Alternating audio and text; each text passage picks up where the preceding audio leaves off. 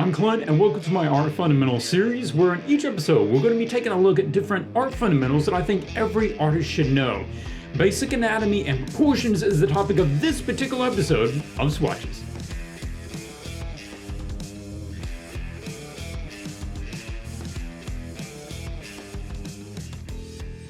This is often what you will be sketching when you're laying out a character, not so much what you have down here. And you can think of it as several stages, like it's laid out. Basic skeleton. You can advance that by building in some extra form, building in a bit more the shape of the muscles on the top. And then lastly, you can use those and build in more form so that you've basically fleshed it out, developing the previous frame with simplified muscle groups laid on top. He also throws this in there, which is a simpler mannequin if the other is too difficult. This guy is fairly complex.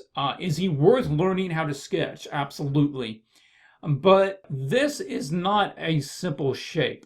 Three-dimensionally, this shape is kind of this elongated tear shape that intersects with another tear shape here. And all these shapes are twisted, elongated, intersecting with other ones, and they're not easy to understand. So if it helps to start with something like this, which is basically just a set of cylinders, right?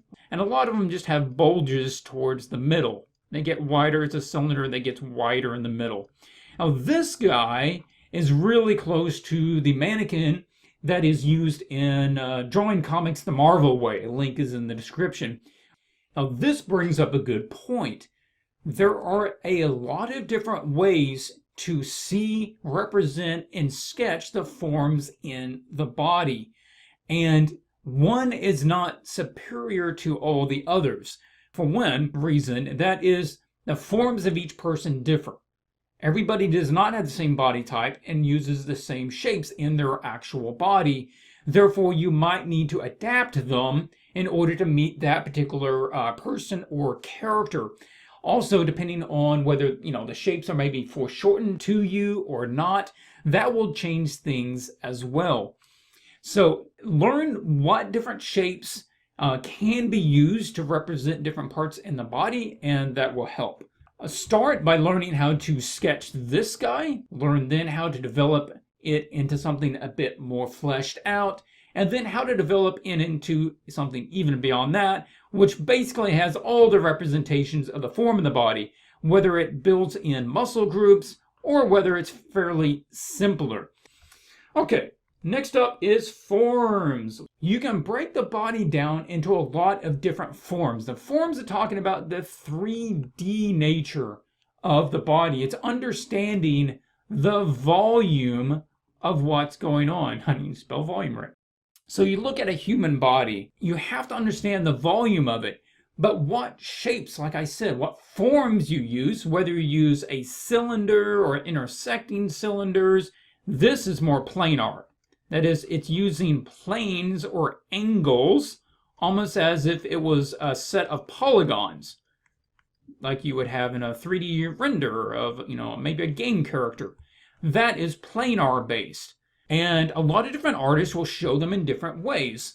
Loomis does a mix of the two, whereas Bernd Hogarth uses a lot more of the cylinder and elongated, more complex shapes, while Bridgman uses a lot more planar shapes. We'll talk about that. If you have a little figure that you can draw from, a little wooden mannequin, maybe a little action figure, something like that, then you can use that to find a basic pose, proportions, and volumes, and then add your knowledge of anatomy to it, and then you can come out with a very realistic human being from it.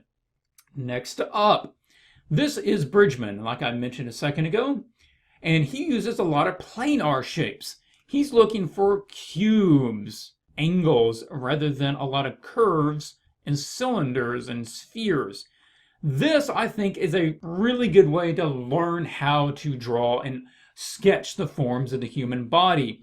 This sort of thing is good. Loomis obviously is great with his stuff, but it's more difficult to understand. A complex sort of cylinder shape that has like a taper that, intersects with another shape, that is fairly complex, because if you start rotating that around, those forms aren't real easy to keep in your mind. Whereas a cube shape is a lot easier to understand, and you can rotate that in your mind simpler.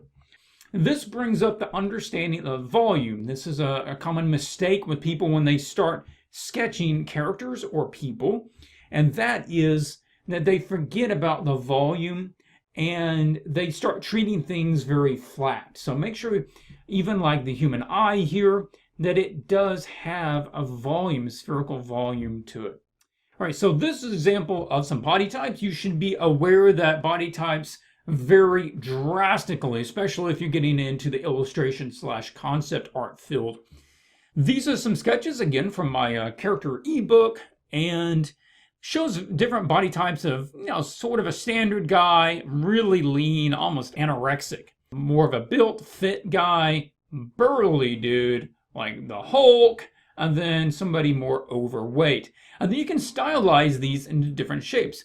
If you could simplify all of these shapes into some other simpler shape, these might be some of the things that you come up with. So instead of like the out curve to the in curve, running into the curve of the calf, running into that curve, we simplify that into just two curves on the outside, one curve on the inside, boom, you got the leg. All right, this is more of a cartoonist approach, but it can also serve to block in the body very quickly, and then you can go in and add more accurate musculature anatomy to that if you wanted to. So realize that that is an option. Same thing here, you can see the different shapes going into making that guy, and you think of body types as being basic shapes as well. Play around with different shapes and how you can create different characters with them, and combining shapes that maybe you wouldn't normally do, or maybe get the leg and you just think, how many different ways and in what shapes can I use in order to create that? Good exercises there. All right, simple body types. This is some of my practicing. All right, if I start with this big shape as the main shape, what can I build out of that? What if I use this as the overall body? What can I do with that? And you just go around, you just use all these different kinds of simple shapes and try to build a character out of those. Lots of fun. You see this stuff really well done by animation artists. So go out there and look at animation art sketches, and they'll have this sort of thing going on, but it's much better than mine. Okay, next up, let's talk about the head.